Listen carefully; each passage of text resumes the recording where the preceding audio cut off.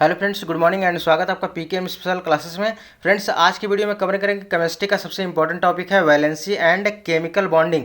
तो फ्रेंड्स, यहाँ से हर बार प्रश्न बनते हैं रेलवे ग्रुप डी में। तो फ्रेंड्स, यहाँ पर जितने इंपॉर्टेंट प्रश्न बने हैं NTPC, railway group D, RRB, loco pilot, सब क्वेश्चन को यहाँ पर कवर करेंगे। काफ़ी इंपॉर्टेंट वीडियो होने वाली है।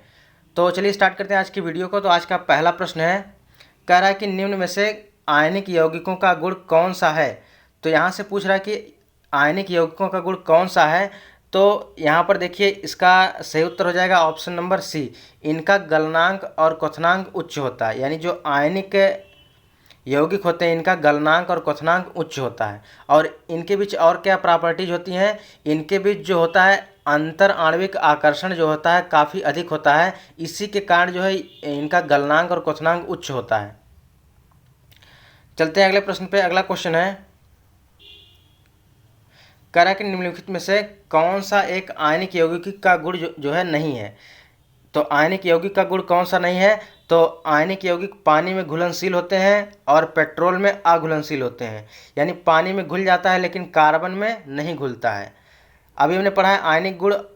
आयनिक के और क्या प्रॉपर्टीज होते हैं, इनका गलनांक उच्च होता है और क्वथनांक भी उच्च होता है। तो दूसरा वाला यहाँ पर सही हो जाए, क्योंकि यहाँ पर हमसे कौन सा गुण नहीं होता ये पूछा है।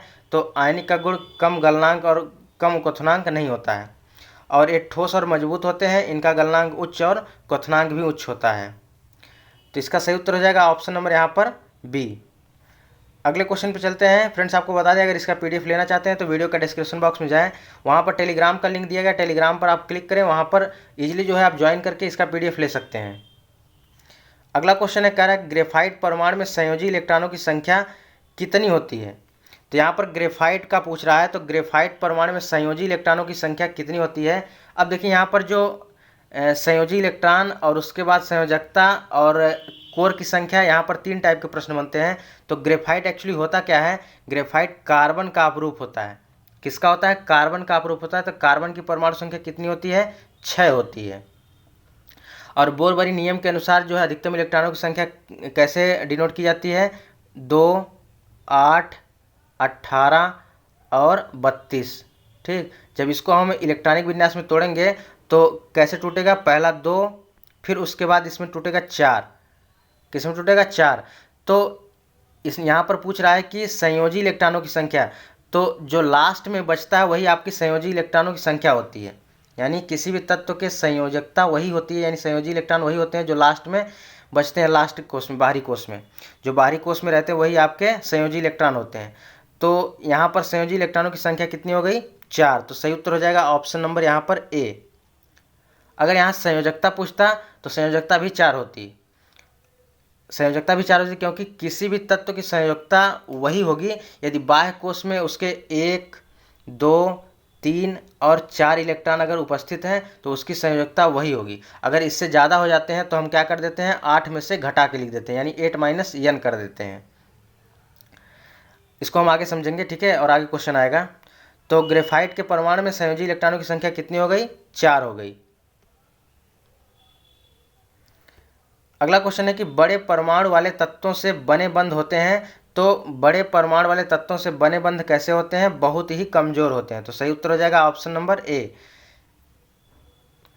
अगला प्रश्न है, अगला क्वेश्चन कह रहा है कि आयनिक यौगिकों में आयन एक दूसरे को आकर्षित करते हैं और यहाँ पर मजबूत द्वारा जुड़े होते हैं। तो यहाँ पर किसके द्वारा जुड़े होते हैं, मजबूत विद्युत स्थैतिक बलों के द्वारा जुड़े होते हैं। तो राइट आंसर हो जाएगा ऑप्शन नंबर यहाँ पर ए हो जाएगा, मजबूत विद्युत स्थैतिक बलों के द्वारा जुड़े होते हैं।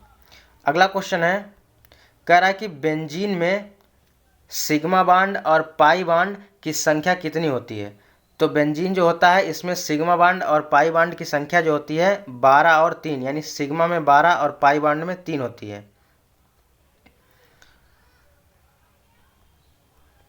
अब देखिए, पीडीएफ इसका आप ले लेंगे तो इसको इजीली जो है यहाँ से रिवाइज भी कर सकते हैं। अगला क्वेश्चन पूछ रहा है, कह रहा है कि NH3 यानी अमोनिया में नाइट्रोजन की संयोजकता पूछ रहा है। तो देखिए, यहाँ से हम संयोजकता निकालेंगे। संयोजकता कैसे निकाली जाती है, सबसे पहले नाइट्रोजन का पूछ रहा है। तो नाइट्रोजन का परमाणु क्रमांक कितना होता है, 7 होता है। ठीक, नाइट्रोजन का परमाणु क्रमांक 7 होता है। अब 7 को अगर इसको आप इलेक्ट्रॉनिक विन्यास में तोड़ेंगे तो पहले कोष में 2 इलेक्ट्रॉन होंगे। ठीक, उसके बाद क्या होंगे, फिर यह 5 हो जाएगा। कितने हो जाएंगे? 5। अब ये बताइए इसकी अगर संयोजकता पूछे, यहाँ से 3 क्वेश्चन बनता है। अगर पूछेगा कोरों की संख्या तो कोरों की संख्या यहाँ पर आपकी हो जाएगी ए हो जाएगी, ठीक है, 2। कोरों की संख्या 2। अगर पूछेगा संयोजी इलेक्ट्रॉन तो संयोजी इलेक्ट्रॉनों की संख्या आपकी हो जाएगी, लास्ट कोष में जो इलेक्ट्रॉन बचते हैं वही आपके संयोजी इलेक्ट्रॉन होते हैं। संयोजी इलेक्ट्रॉन अगर पूछे तो 5 हो जाएगा। यहाँ पर संयोजकता हमसे पूछ रहा है तो संयोजकता हमने क्या बताया है कि अगर बाह्यतम कोष में 1 2 3 4 इलेक्ट्रॉन से ज़्यादा अगर इलेक्ट्रॉन हो जाएं तो हम क्या करते हैं 8 माइनस n कर देते हैं, यानी 8 में से 5 घटा देंगे तो कितना आ जाएगा? 8 में से 5 घटाएंगे तो 3 आ जाएगा। तो इसके यानी नाइट्रोजन की संयोजकता कितनी हो जाएगी? 3 हो जाएगी। तो सही उत्तर हो जाएगा ऑप्शन नंबर यहाँ पर डी हो जाएगा। क्या हो जाएगा? 3।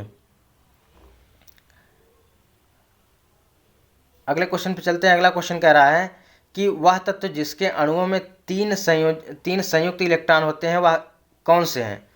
तो देखिए ऐसे 5 तत्व हैं जिनके अणुओं में 3 संयोजी इलेक्ट्रॉन होते हैं, यानी वैलेंस इलेक्ट्रॉनों की संख्या 3 होती है। उसको आप याद रखिएगा। पहला है आपका एल्यूमिनियम है, दूसरा है गैलीनियम है, और तीसरा है इंडियम है, और चौथा बोरोन है, और पांचवा जो है थैलियम है। तो यहाँ पर जो है 5 ऐसे तत्व हैं जिनके जो है त्रिसंयोजी तत्व कह सकते हैं।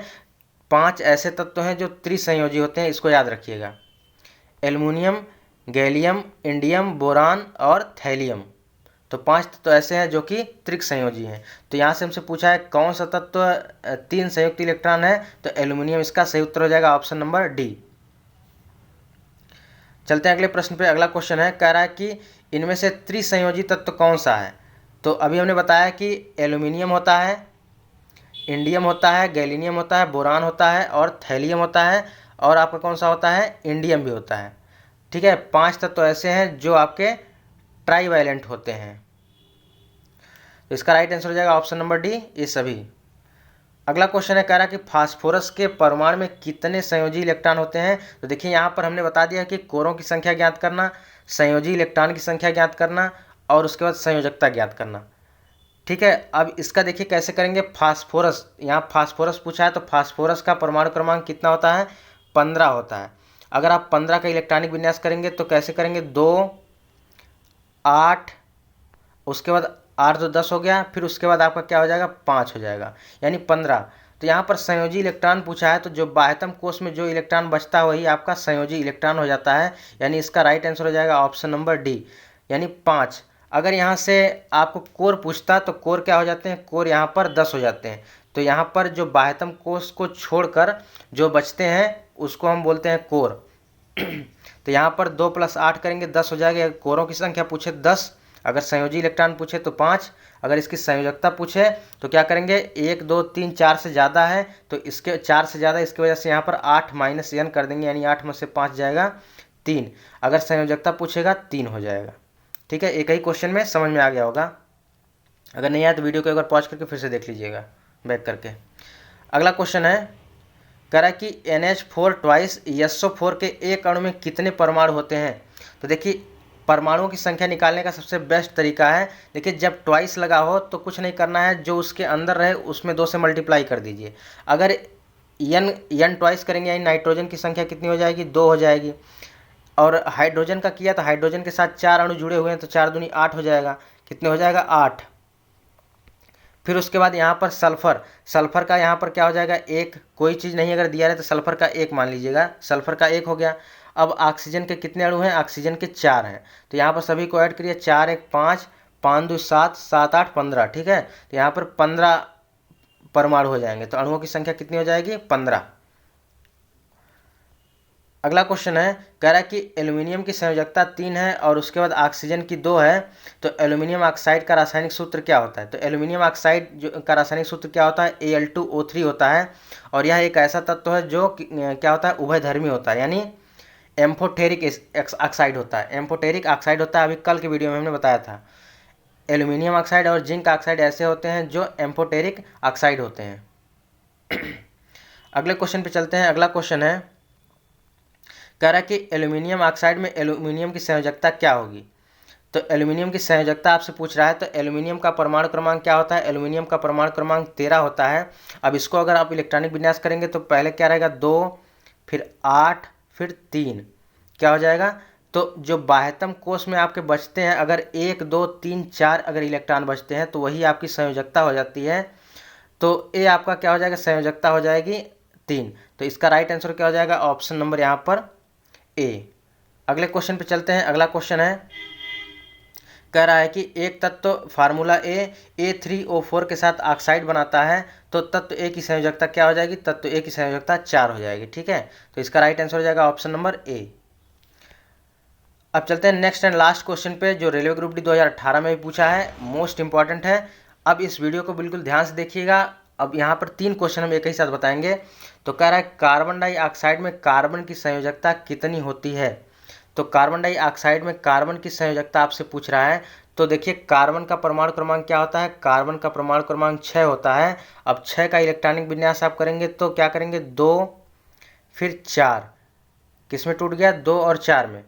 तो अगर देखिए यहाँ से 3 क्वेश्चन बनते हैं। अगर आपसे पूछे कि यहाँ पर कोरों की संख्या कितनी है, तो कोरों की संख्या यहाँ पर हो जाएगी 2, कोरों की संख्या 2। अगर पूछे यहाँ पर संयोजी इलेक्ट्रॉन कितने हैं, तो संयोजी इलेक्ट्रॉनों की संख्या कितनी हो जाएगी? 4, क्योंकि लास्ट में जो बचता है वही आपका संयोजी इलेक्ट्रॉन होता है। अब संयोजकता अगर पूछे तो ए भी 4 हो जाएगा, क्योंकि हमने बताया था अगर किसी भी तत्व की संयोजकता वही होती है जो उसके बाह्यतम कक्षा में अगर 1, 2, 3 और 4 इलेक्ट्रॉन होते हैं तो उसकी संयोजकता वही होती है। अगर इससे ज़्यादा हो जाती है तो 8 - n कर देते हैं, यानी 8 में से घटा देते हैं। तो देखिए, इसका सही उत्तर हो जाएगा ऑप्शन नंबर यहाँ पर बी हो जाएगा 4, यानी कार्बन डाइऑक्साइड में कार्बन की संयोजकता कितनी हो जाएगी? 4। तो फ्रेंड्स, यहाँ से हमने 3 टाइप के क्वेश्चन सीखा।